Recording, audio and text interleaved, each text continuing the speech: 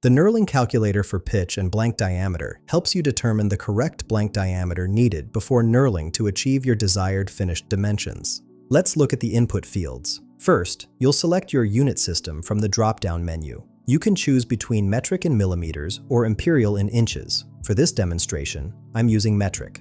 Next, enter your knurl pitch. This is the distance between adjacent knurl peaks. Then input your desired outer diameter, which is the final diameter you want after knurling is complete. Here's a worked example. I'll enter a knurl pitch of 10 millimeters and a desired outer diameter of 10 millimeters. After clicking Calculate Blank Diameter, the results show a required blank diameter of 5,000 millimeters. This tells me I need to start with a 5 millimeter diameter blank.